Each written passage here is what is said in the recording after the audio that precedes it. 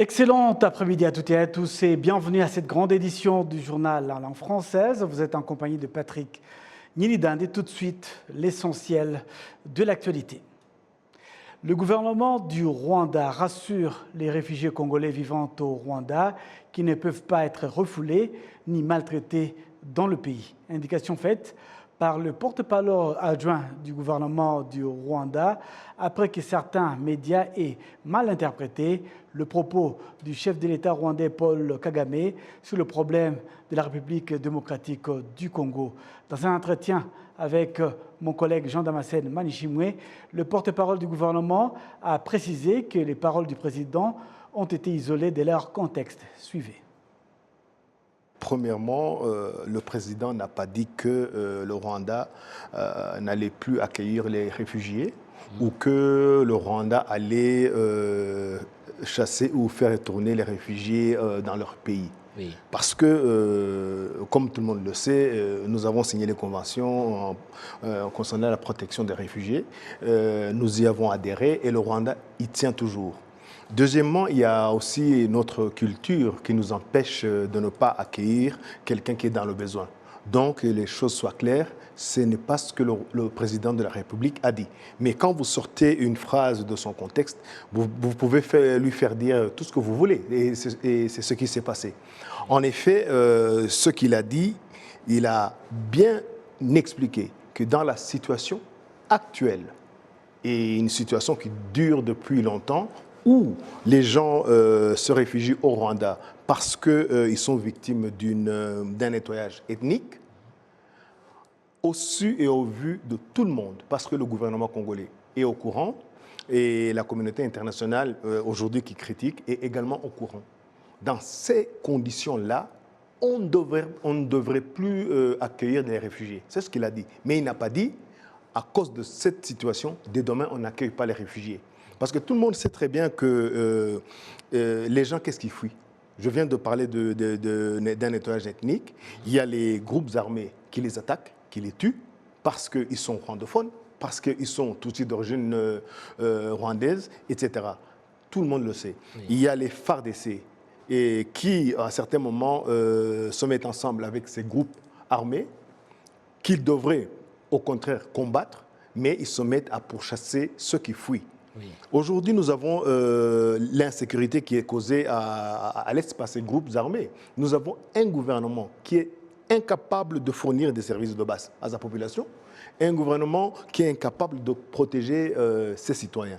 Et puis, spécialement, nous avons des violences perpétrées contre les femmes comme une arme, des viols. Aujourd'hui, c'est ce que le président a dit. Tout ça, vous êtes au courant.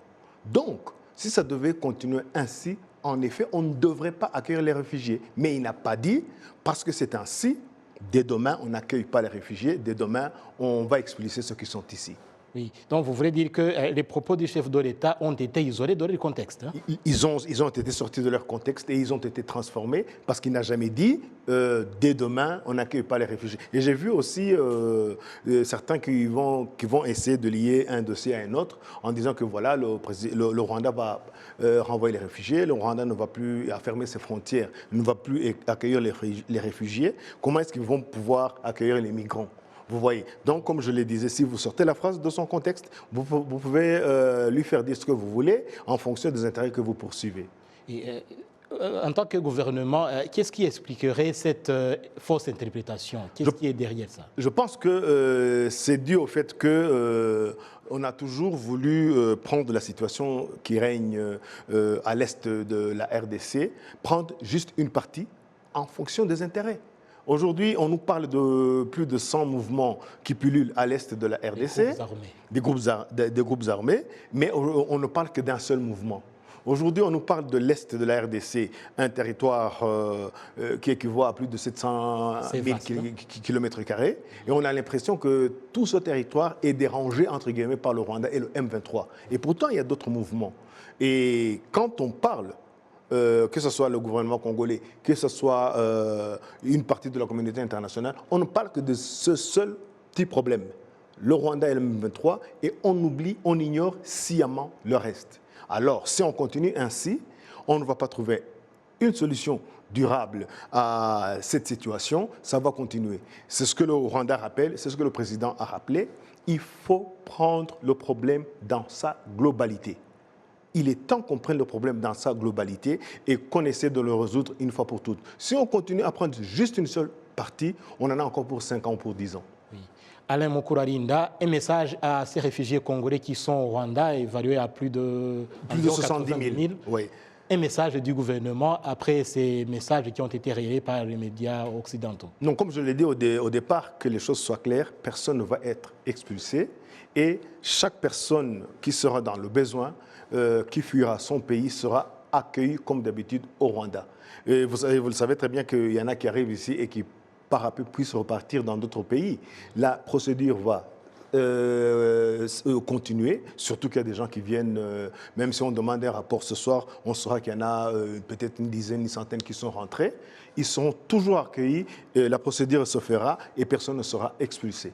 Donc qu'ils soient tranquilles dans le pays, personne ne qu'ils soient tranquilles et qu'ils sachent que le gouvernement rwandais s'occupe de leur situation. Et ce qui est surprenant, parce que le gouvernement congolais ne s'est jamais occupé de sa propre population. C'est étonnant de voir que depuis 10-15 ans, le gouvernement congolais n'a jamais évoqué ce problème. Dernièrement, le problème a été évoqué à Luanda. Il a été évoqué parce que le Rwanda en a parlé, et non le gouvernement congolais. C'est quand même extraordinaire, incroyable de voir que le gouvernement congolais ne s'occupe pas de ses propres fils et filles. Alors que, dernièrement, vous avez suivi, le gouvernement burundais a fait le contraire. Ils ont envoyé des ministres, des hautes autorités, une délégation qui a fait le tour des camps pour sensibiliser, expliquer la situation au Burundi et demander aux réfugiés de rentrer. Personne n'a obligé les réfugiés burundais de retourner chez eux. On leur explique par leurs propres autorités et ceux qui se sentent en sécurité retournent dans leur pays. C'est ce que le gouvernement congolais devrait faire au lieu de s'acharner à expliquer la situation à l'est de son pays par une seule partie du problème. Alain Mukurarinda, porte-parole adjoint du gouvernement du Rwanda, merci d'avoir répondu à notre invitation. Merci de m'avoir donné l'occasion d'expliquer. Surtout, merci pour cet éclairage. Merci beaucoup. La suite de ce journal, l'Office rwandais des recettes promet que les pénalités en rapport avec les impôts seront examinées et allégées. Et c'est au moment où différentes institutions sont en train de voir comment alléger les impôts afin que le nombre des contribuables puisse augmenter. Les détails avec Kassim Youssouf. Les membres de la commission du budget et des deniers publics et des représentants du ministère des Finances et de la planification économique et de l'Office rwandais des recettes se sont rassemblés ce mercredi autour d'une même table pour discuter du projet de loi régissant la fixation des taux à appliquer pour le paiement des impôts au Rwanda. Ce projet de loi prévoit d'inviter des représentants de différentes institutions, notamment le secteur privé et les organisations non gouvernementales, pour qu'elles puissent apporter leur contribution à ce qui doit être amélioré en ce qui concerne les impôts. Le commissaire général de l'Office rwandais des recettes, Bizimana Ruganinwari Pascal, a fait savoir que la question des pénalités sera également examinée au moment où ils sont en train d'analyser ce qui doit être modifié dans la loi fiscale. Le président de la commission du budget et des deniers publics, Munyaneza Omar, indique que dans la nouvelle loi, les pénalités ont été réduites pour que les bénéfices des contribuables augmentent.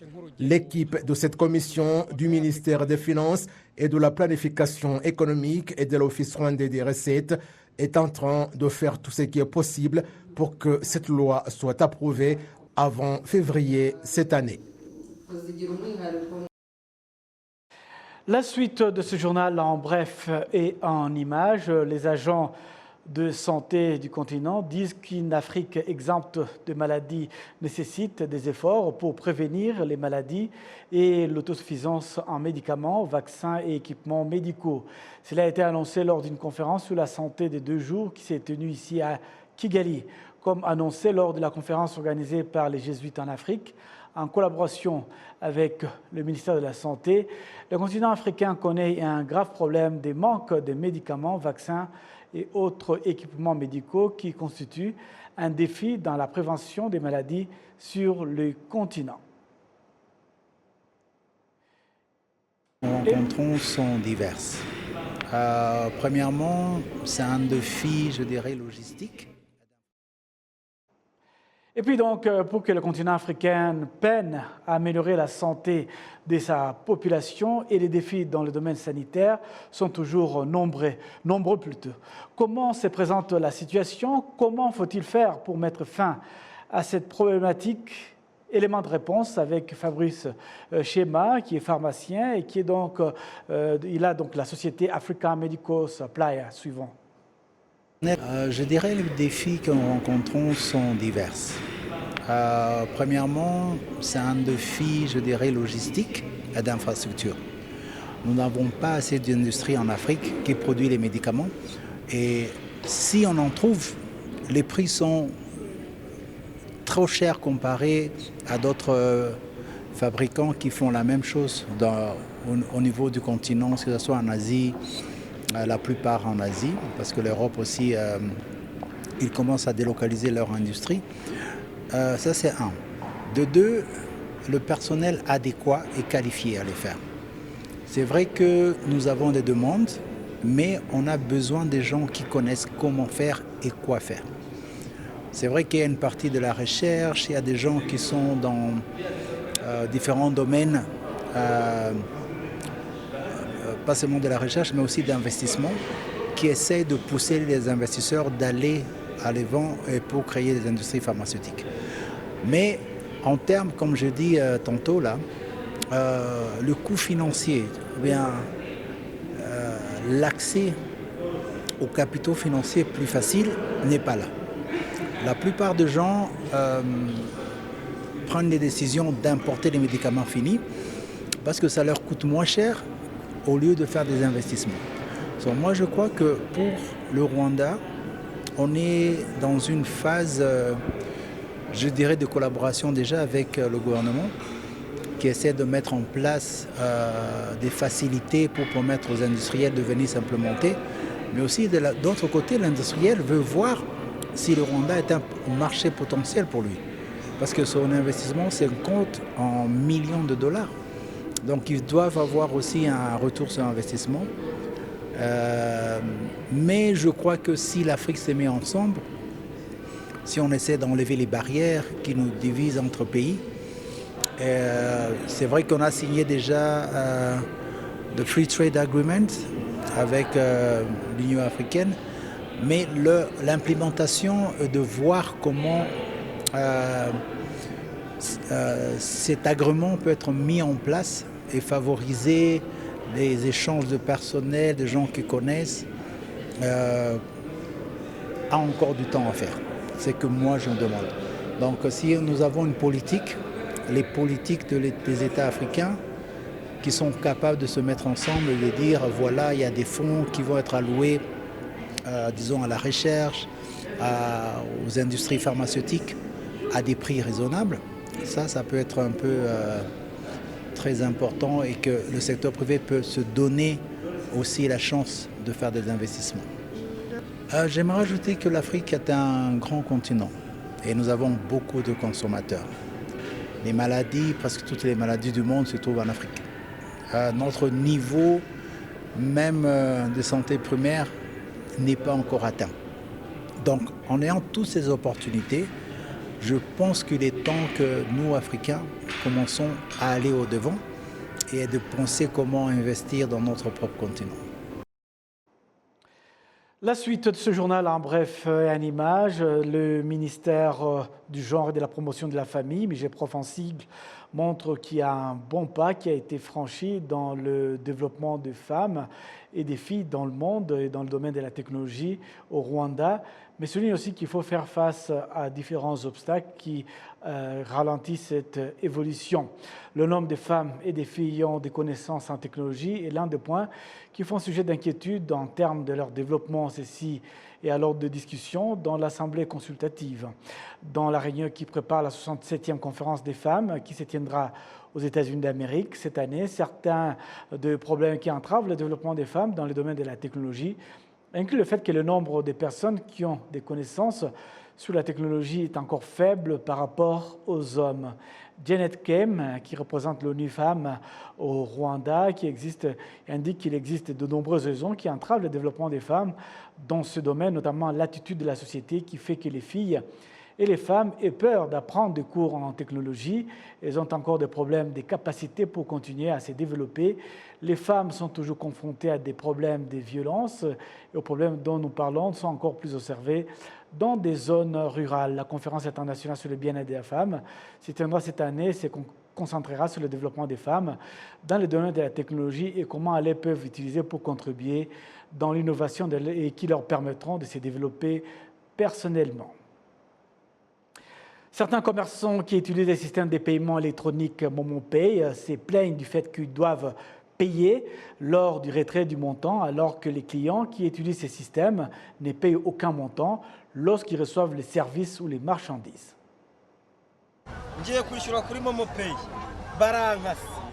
Certains commerçants affirment que le système de paiement électronique MomoPay leur cause de pertes, car la société qui effectue ces transactions prélève un intérêt de 0,5 sur 4 000 payés par les acheteurs. Et par conséquent, certains parmi eux ont choisi de faire la transaction différemment et directement entre leur numéro et celui du client, malgré que cela soit illégal. MomoPay et Mobile Money ont une grande importance et vraiment bénéfique, j'en conviens, lorsque vous utilisez Momo. Mais malheureusement, il y a des obstacles, car lors du retrait de la somme due, le système vous prélève une certaine somme.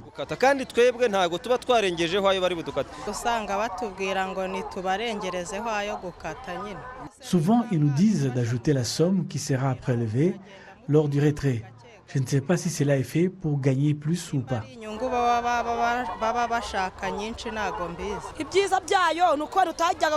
L'avantage, c'est que ce système de paiement électronique nous a épargné les soucis de chercher la différence à rendre au client après la transaction.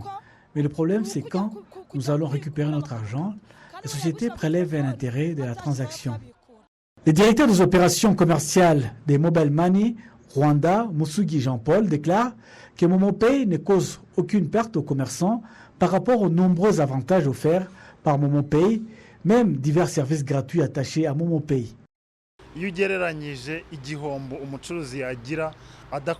Lorsque vous comparez la perte et les profits obtenus par les commerçants en utilisant MomoPay, au fait, il n'y a pas de perte, mais plus de profits. Je donne différents exemples.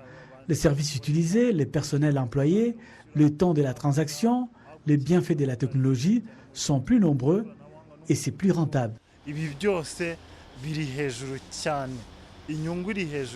Munezero Angelo, expert dans la mise en œuvre du système technologique dans les services gouvernementaux basés au ministère de la Technologie et de l'Innovation, explique que lorsque les commerçants utilisent la méthode de paiement électronique Momo, ils le font également gratuitement.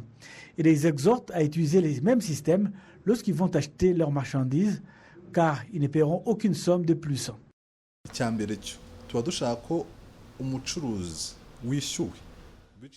La première chose que nous voulons, c'est que le commerçant soit payé via MomoPay, mais qu'il ne retire pas son argent. Au lieu de cela, ce que nous voulons, c'est que le commerçant, à son tour, lorsqu'il va chez le grossiste, puisse utiliser le même système de MomoPay. Je dirais que c'est une campagne voulue par le gouvernement. Nous voulons augmenter le nombre de personnes qui utilisent la technologie.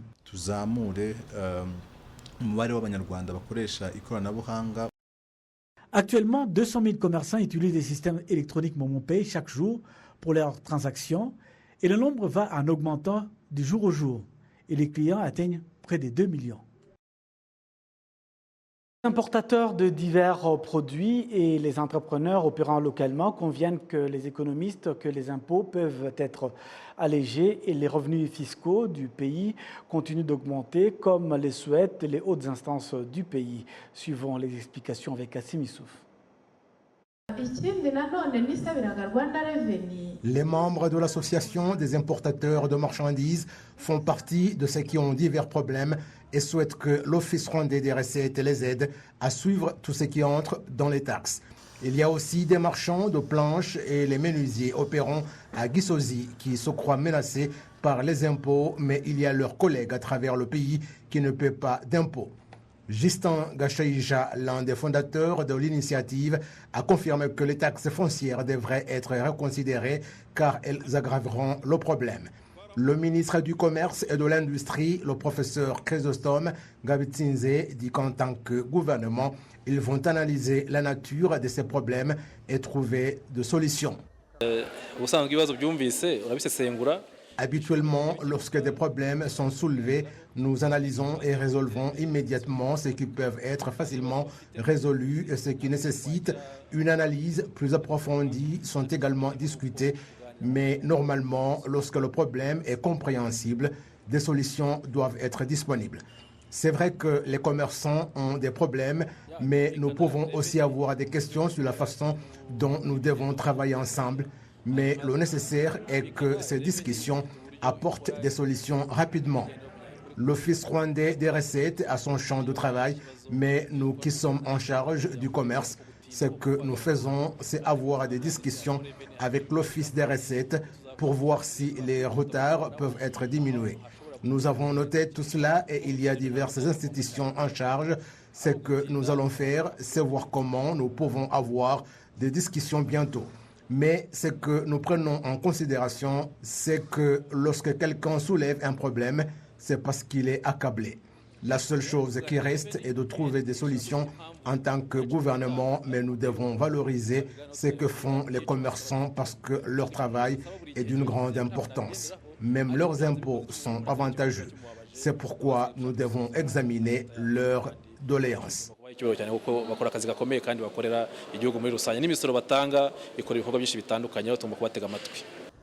L'économiste Straton Habyarimana trouve que la décision d'assouplir les impôts est possible sans que rien ne soit perturbé.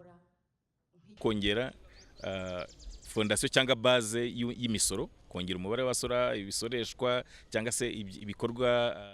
Augmenter la base des impôts, augmenter le nombre de contribuables, des produits qui doivent être taxés ou des activités qui sont taxées, alléger le fardeau fiscal afin que les contribuables puissent augmenter et également revoir diverses autres nouvelles stratégies qui peuvent augmenter les impôts, mais en considérant également que pour que le nombre de personnes payant des impôts augmente, il est nécessaire d'assouplir certaines exigences des entreprises afin que les gens puissent investir dans ces entreprises, car de nombreuses personnes investissent dans les entreprises qui augmentent les recettes fiscales. Il existe différentes stratégies qui peuvent être utilisées, mais ce qui est nécessaire, c'est analyser la meilleure stratégie. On ne peut pas dire que telle stratégie est la meilleure par rapport à l'autre, mais on peut bien les doser afin d'avoir suffisamment d'impôts et que les gens ne sentent pas que c'est un fardeau.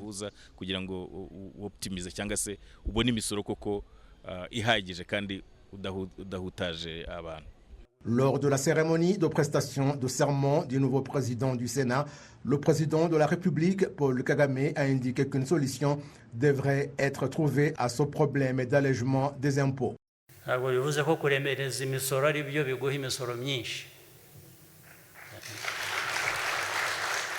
Il n'est pas dit qu'alourdir les impôts fait qu'on en collecte plus.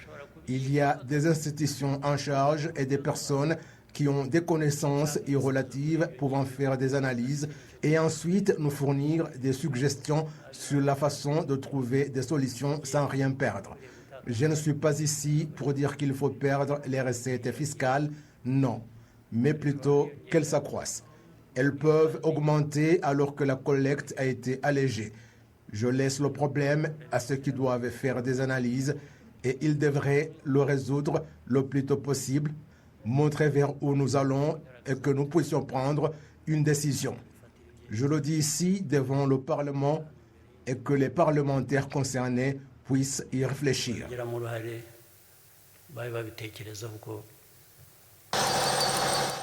L'Office rwandais des recettes indique qu'au cours des 25 dernières années, la somme qu'elle a collectée est passée d'environ 60 milliards au cours de l'exercice 98-99 à 1910,2 milliards en 2021-2022. Parallèlement, le nombre de contribuables est passé de 633 en 1998 à 383 103 en 2022.